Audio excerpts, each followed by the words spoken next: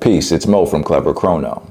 So recently, the famous auction house Phillips had its 11th New York watch auction, and there were some pretty amazing pieces that sold there. For those of you who may have missed it, let's check them out together. The A1 Time for Art 2024 by Anoma.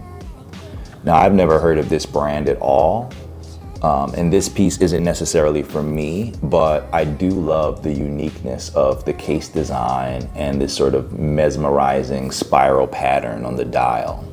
It's 39 millimeters in diameter, and it comes with a Solita movement. It was estimated to sell between $1,500 to $3,000, and it ultimately sold for $12,700. So I'm sure the folks at Anoma were happy about that.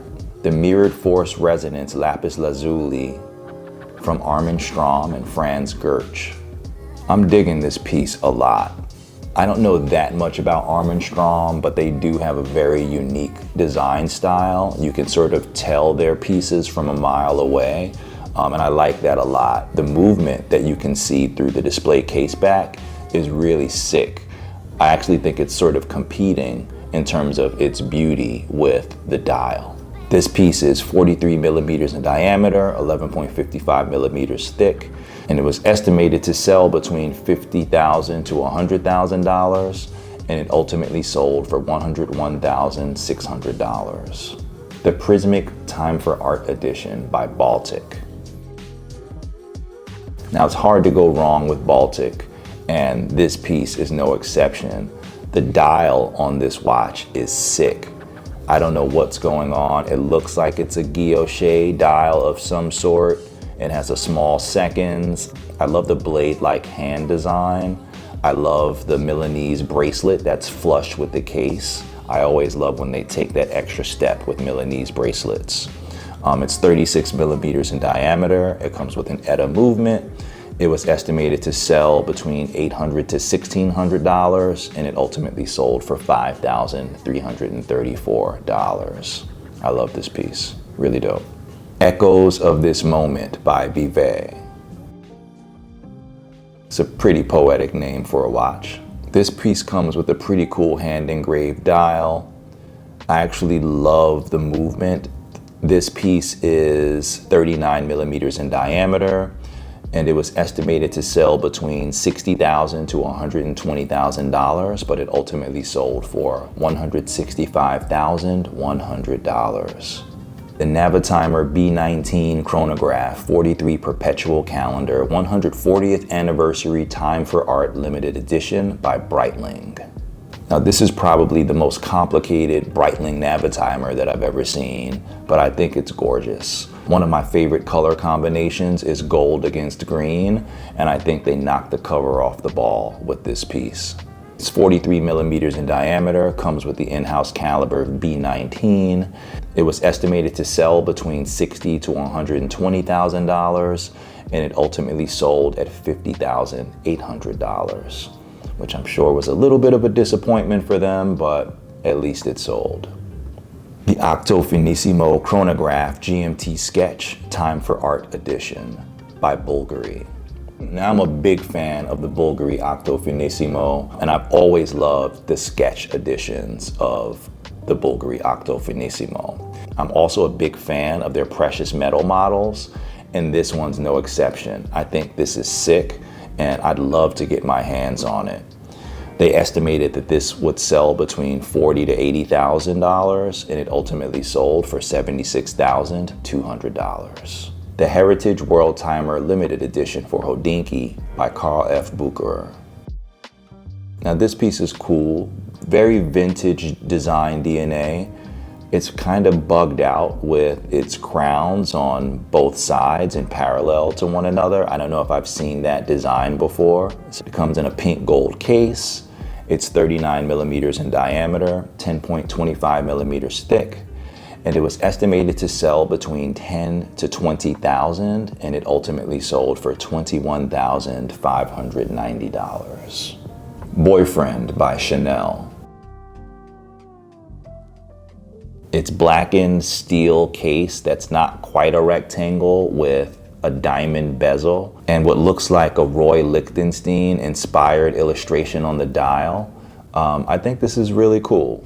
It's 37 millimeters in diameter, and it was estimated to sell for $70,000 to $140,000, and it ultimately sold for $222,250. Wow. The Alpine Eagle 41 XP Time for Art Edition by Chopard. I think the dial for this Alpine Eagle is sick. I'd love to see it in person, just to see the layering of it. It looks like it's done with enamel, and I love the earth tones and how it just really pops against the backdrop of the steel and the black outline. It was estimated to sell between $40,000 to $80,000, and it sold for $88,900. Artists and Artisans, piece number 1 by Chapek and Sia. Now this piece is kind of trippy. It's stainless steel, but it has an engraved gold dial. I'm assuming this is white gold. It's 40.5 millimeters in diameter, and it almost gives me like Terminator vibes, for a lack of a better reference. But I do like the movement that you can see through its display case back. It was estimated to sell for $40,000 to $80,000, and it ultimately sold for $53,340. Infinite Blue by Denison Watch SA.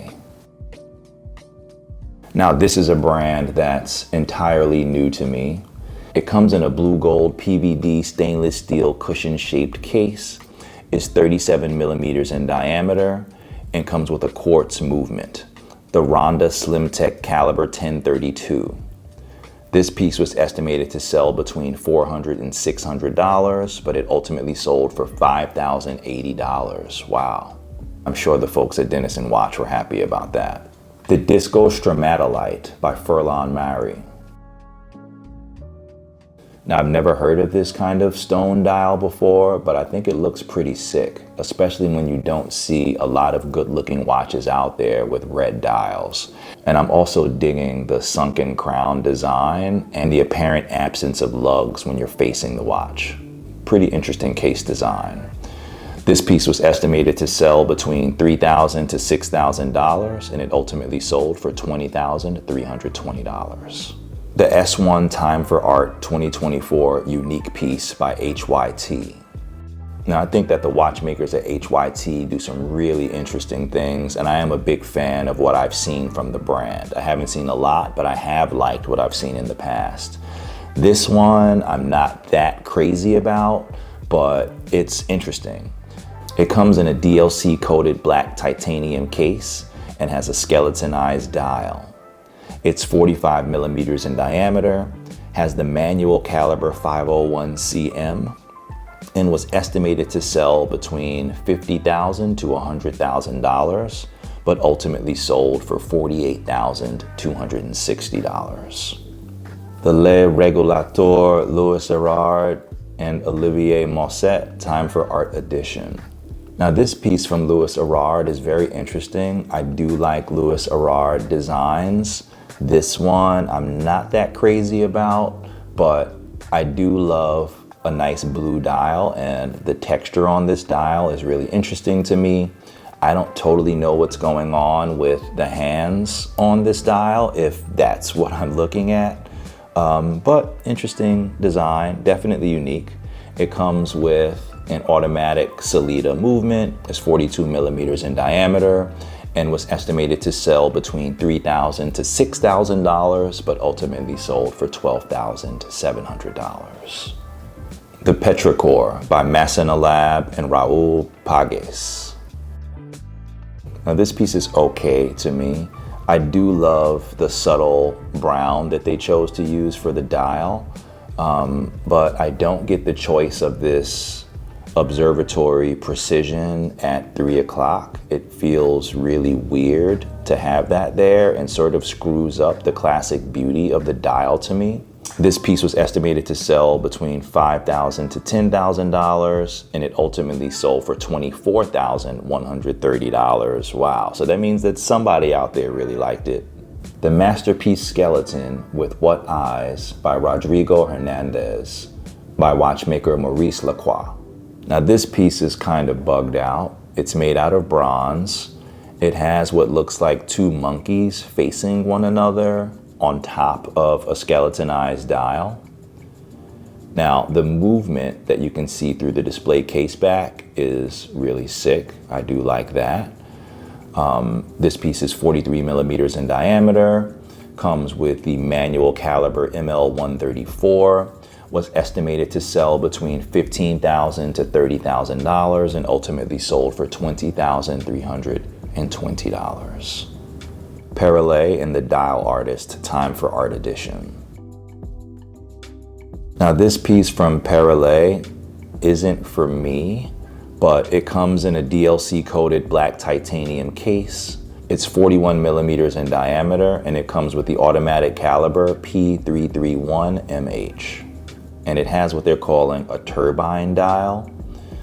Something about this piece reminds me of ball watches, which I am a fan of, but I guess in general, I'm not the biggest fan of black coated watches, but it's fine. I'm sure it's for someone.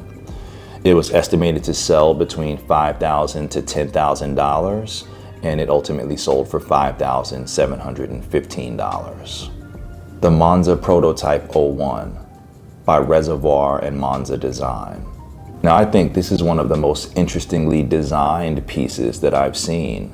I love the color combination of red, black, and white on this dial. I even love the small accents on the crown of the dial colors.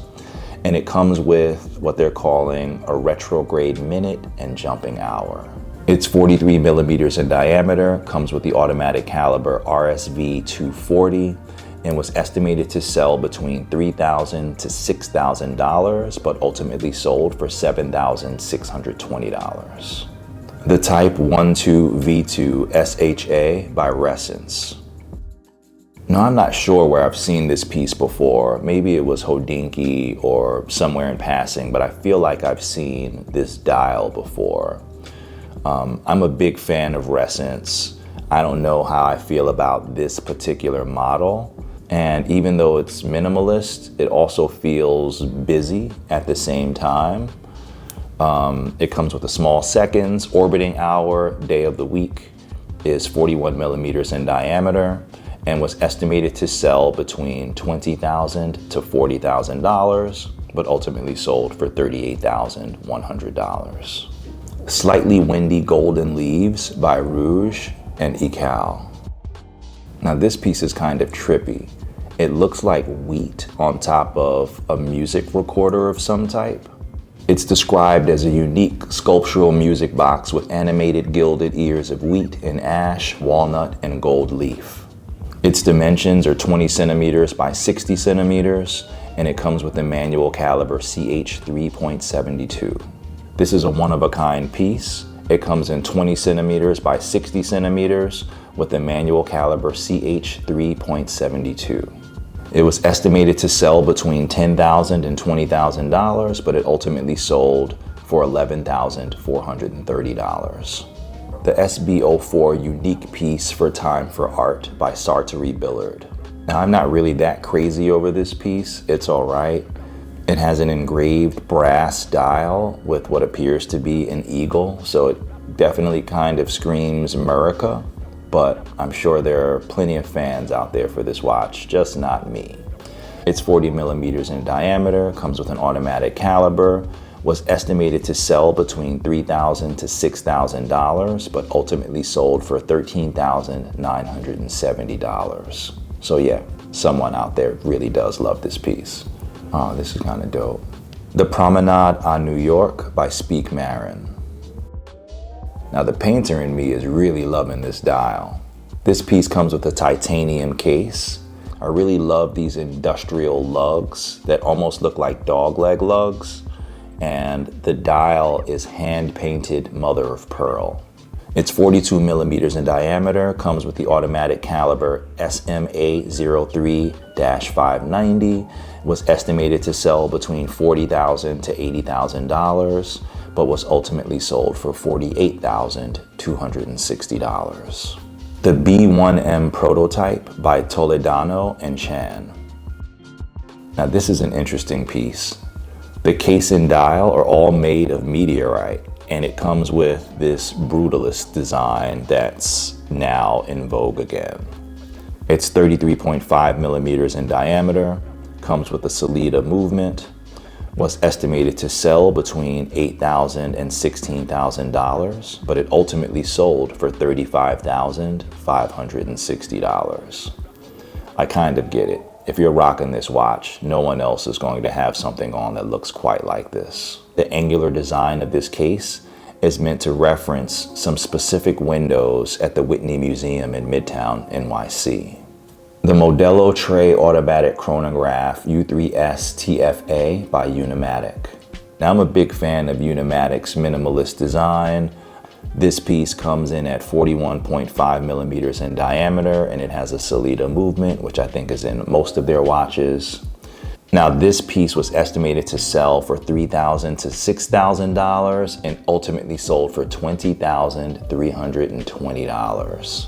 Now, this is pretty mind-blowing. It's kind of wild to think that someone would spend $20,000 for a Unimatic, but I guess it's all for a good cause, so more power to them. And lastly, we have the Defy Skyline Tourbillon Philippe Pantone One-Off by Zenith. Now, Zenith is one of my favorite brands. Now, even though I said earlier that I don't prefer black-coated watches, this black ceramic piece is sick in my opinion. I love this iridescent dial. I think it's gorgeous, and I can only imagine how the light will reflect off of it. And even its very interesting design for its tourbillon, I think this piece is really awesome. It's 41 millimeters in diameter. It comes with the classic El Primero movement, but the 3630 model was estimated to sell between $60,000 and $120,000, but ultimately sold for $69,850. So that's it from Phillips' 11th New York watch auction. What were some of your favorites from the collection? Please let me know in the comments. Till next time.